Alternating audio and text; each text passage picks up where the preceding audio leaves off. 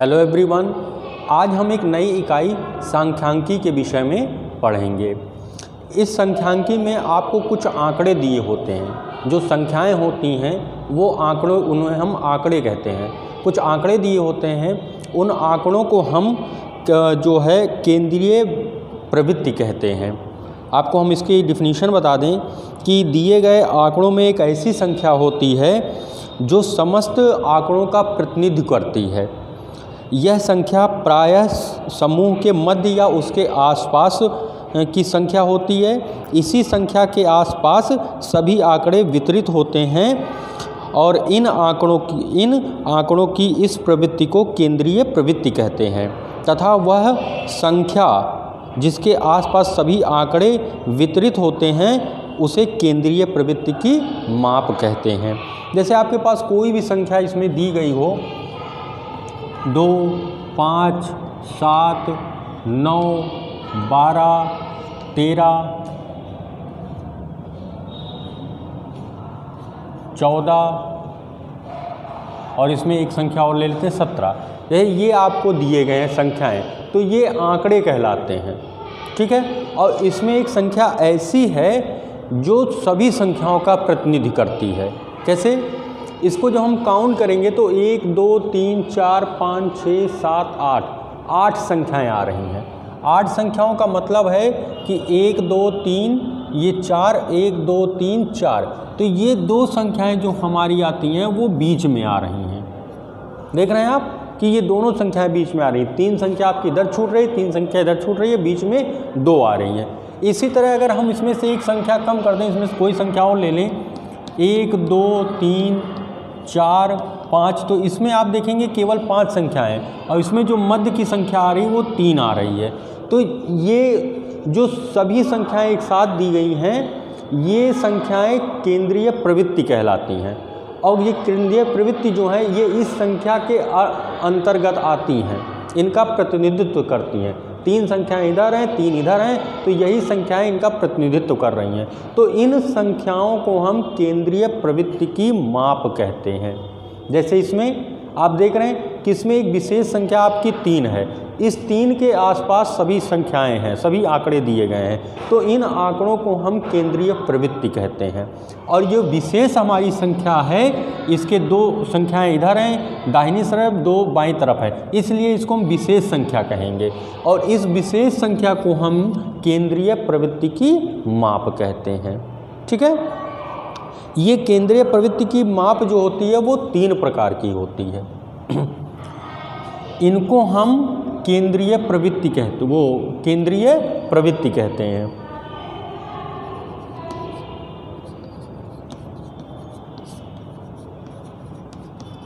केंद्रीय प्रवृत्ति कहते हैं, ठीक है। और ये जो विशेष संख्या होती है इसे हम केंद्रीय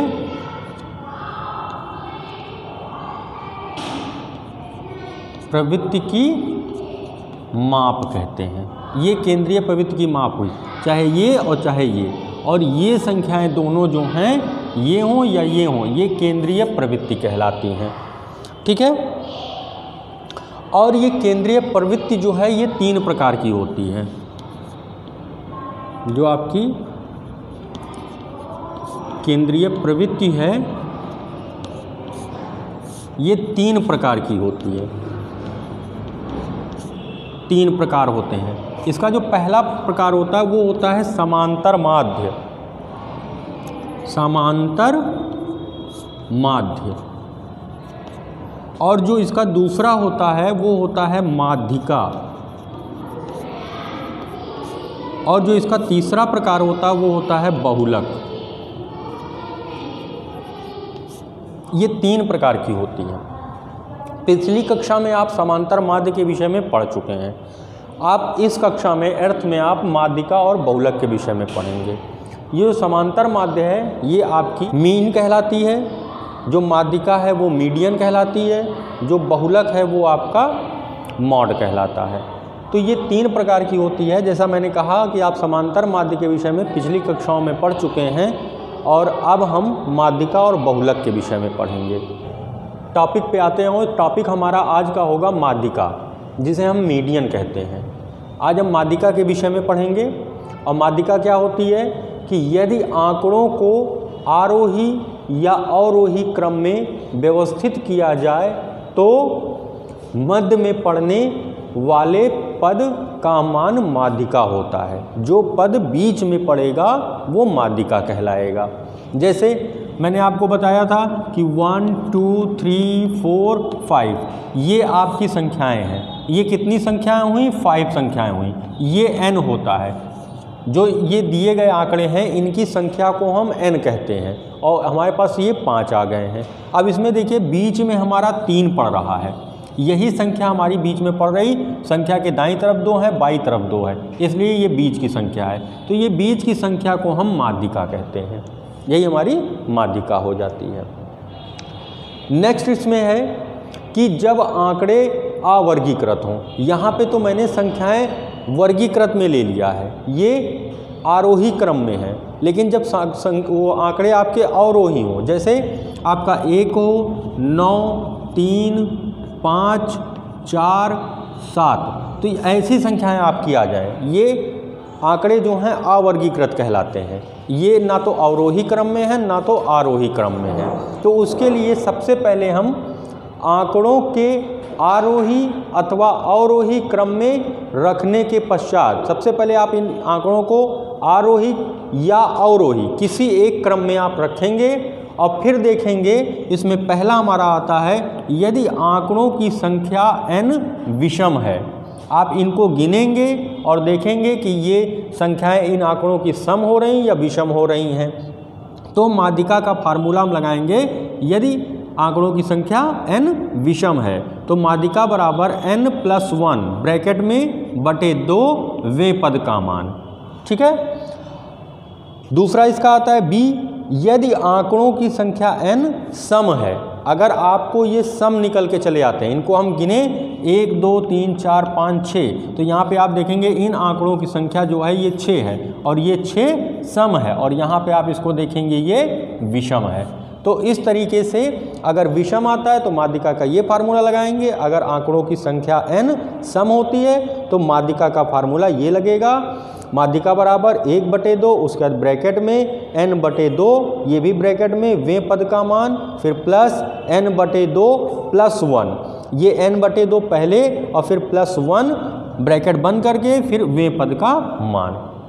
ये फार्मूले आपको लगाने हैं सम हो या जब विषम हो।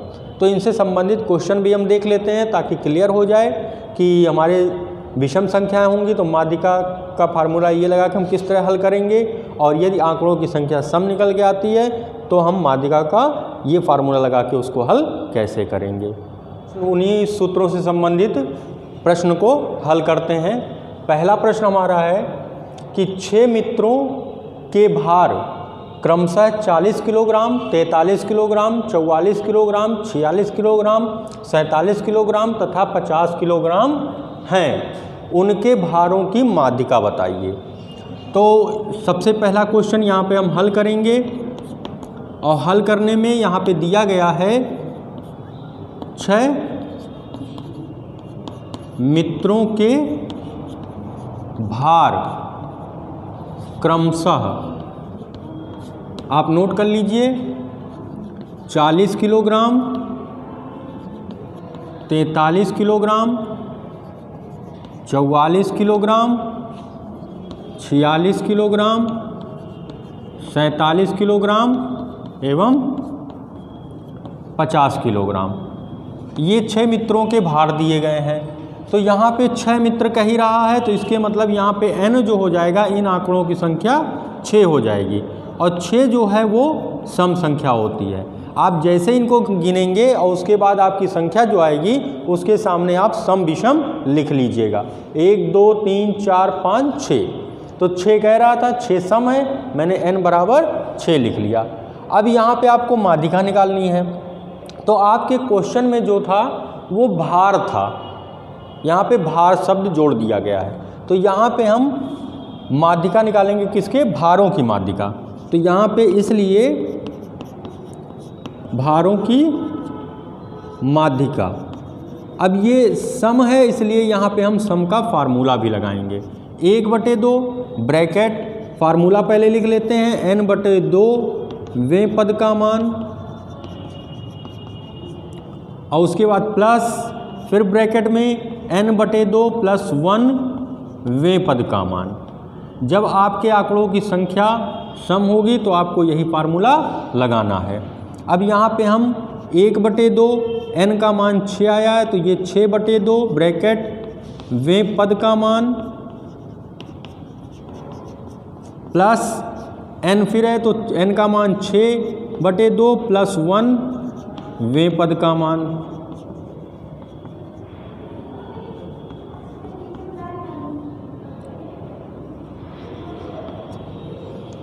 अब ये आपका कट जाएगा 2 3 6, ये भी कट जाएगा 2 3 6। तो यहाँ पे आप देखिए 1/2 और यहाँ पे आ गया तीसरे पद का मान, और ये देखिए 3 और फिर बाद में ये 1 जुड़ा है वें पद का मान। इसको और हल करिए तो 1/2 यहाँ पे तीसरे पद का मान और प्लस 3 1 4 4वें पद का मान। अब आप जब यहाँ पे 1/2 और यहाँ पे आप देख रहे हैं कि तीसरे पद का मान और 4वें पद का मान है, तो तीसरा और चौथा पद आप कहाँ से लेंगे? जो आपने यहाँ पे आंकड़े लिख रखे हैं 6 मित्रों के भार। तो इसमें जब गिनेंगे आप तो 1 2 3 ये तीसरे नंबर पे आ रहा, तो ये हो जाएगा 44 और प्लस 4 ये चौथे नंबर पर आ रहा है, इसलिए ये हो जाएगा 46। तो यहाँ पे आप दोनों को लिख लेंगे 44 + 46। आप आगे से गिनेंगे तब भी, पीछे से गिनेंगे तब भी। आप पीछे से भी गिनेंगे तो 1 2 3 तीसरे नंबर पे 46 आ रहा, चौथे नंबर पे 44 आ रहा।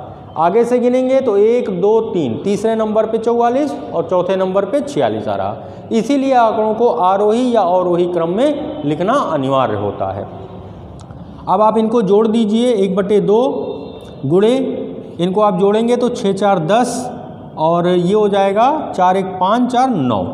इसको आप काट दीजिए, 2 चौक 8 2 पंचे 10, तो ये आप देखेंगे ये आपका आ गया 45 किलोग्राम। तो ये आपका भारों की माध्यिका आ गई 45 किलोग्राम। तो जब सम आपके आंकड़े होंगे तो आपको ये फार्मूला लगाना होगा। इसी तरीके से दूसरा क्वेश्चन हम देख लेते हैं। इसमें दिया गया है एक विद्यालय के 7 अध्यापकों की आयु वर्षों में ही होती है, 25 57 23 32 42 30 47 है। आंकड़ों की माध्यिका ज्ञात कीजिए। तो इसमें आप देख रहे हैं कि 7 अध्यापक हैं। 7 अध्यापक मतलब ये आंकड़े जो हैं 7 हैं और 7 एक विषम संख्या है। तो यहाँ पे हम इसको हल कर लेते हैं। क्वेश्चन नंबर 2 का हल, 7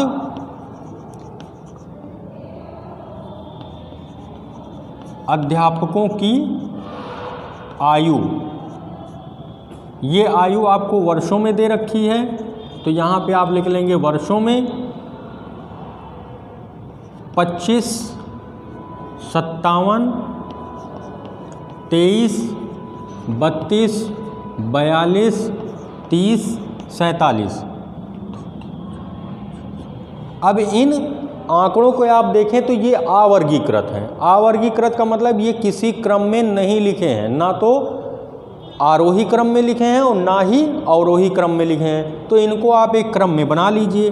आप इनको चाहे आरोही में लिख लीजिए या अवरोही में। तो आरोही क्रम में हम लिखने जा रहे हैं इसको। आरोही क्रम में लिखेंगे तो सबसे पहले आपका आएगा 23, फिर आपका आ जाएगा 25, 25 के बाद आपका आएगा 30, 30 के बाद 32, 32 के बाद फिर आपका 42, 42 के बाद 47, 47 के बाद 57। तो देखिए ये आपके आंकड़े जो हैं आरोही क्रम में हो गए। अब यहाँ पे जो n है वो है 7 और 7 जो है एक विषम संख्या है। क्या है? विषम संख्या है, इसलिए माध्यिका का हम विषम वाला फार्मूला लगाएंगे। और यहाँ पे आयु है तो यहाँ पे आयु की माध्यिका, आयु की माध्यिका लिखेंगे। तो यहाँ पे होता है n/2, नहीं n+1/2, और इसको ब्रैकेट में लिख के वे पद का मान। तो यहाँ पे n का मान जब रखेंगे तो 7 और फिर +1/2 वे पद का मान, ये जुड़ जाएगा 7 1 8/2 वे पद का मान। ये आपको तब तक लिखना है जब तक आपके पद नहीं आ जाते हैं। जैसे इसमें मैंने देखिए, इसमें मैं लिखता रहा हूँ तीसरे पद का मान, चौथे पद का मान, तो जब तक मैंने तीसरा और चौथा पद नहीं लिख दिया तब तक ये ऊपर से उतरता रहा है। इसी तरह आप भी इसको उतारते ही रहेंगे बराबर जब तक आप पद नहीं लिख देंगे। तो ये 2 चौको 8, यहाँ पे ये कट गया तो यहाँ पे आ गया आपका 4वें पद का मान। और जो चौथा पद है, 4वां पद है, उसको आप गिनेंगे तो 1 2 3 4, ये आपका आ गया 32 और ये हो गया वर्ष। तो इस तरह से आप इसको हल कर सकते हैं जब आपके आंकड़ों की संख्या n विषम दी गई होगी। अब आप इसको आगे से गिनेंगे तब भी और पीछे से गिनेंगे तब भी ये आंकड़े बदलेंगे नहीं। ये जो 32 आया है ये नहीं बदलेगा। आप चाहे गिन लीजिए 1 2 3 4, यही बीच में पड़ रहा 1 2 3 4, तो ये आपका माध्यिका नंबर आ रहा है। तो ये आपकी माध्यिका होगी। तो ये मैंने सम और विषम से संबंधित आपको क्वेश्चन बताए हैं। इससे संबंधित क्वेश्चन अभी आपके पास और हैं आपकी एक्सरसाइज में, उनको आप लगाइए और देखिए कि आप इस तरह लगाते जब जाएंगे तो आप देखेंगे कि आपका आंसर आ जाएगा। कुछ छोटे छोटे प्रश्न होते हैं, आपसे पूछा जाता है कि कुछ आंकड़े दे दिए जाएंगे, उनको कहा जाएगा कि इसको अवरोही क्रम में लिखिए या अवरोही क्रम में लिखिए, या आपको आंकड़े सिंपल से दिए गए हैं उसमें पूछ रहा माध्यिका बताइए विषम संख्याओं में। तो माध्यिका आपको मैंने पहले बता दी, जो संख्या मध्य में पड़ती है वो दी गई आंकड़ों की माध्यिका कहलाती है। तो ये छोटे छोटे जो प्रश्न होंगे एक एक नंबर के, इसको आप देखते ही आंसर दे सकते हैं। तो ऐसे भी क्वेश्चन आपकी एक्सरसाइज में हैं, उनको हल करिए। अगर कहीं पे कोई समस्या होती है तो आप मुझे बताइए, मैं उसको सॉल्व कर दूंगा। अब नेक्स्ट वीडियो जो आएगा वो इसी माध्यिका पे आएगा जब आपके आंकड़े वर्गीकृत होंगे। अभी तो मैंने बताया था कि ये आंकड़े वर्गीकृत ना हो तब। इसके बाद आपका आता है जब आंकड़े आपके वर्गीकृत होते हैं, सारणी में होते हैं, तो उसमें हम माध्यिका को कैसे हल करते हैं। तो वो आपका नेक्स्ट वीडियो आपको नेक्स्ट डे ही मिलेगा। Okay, thank you.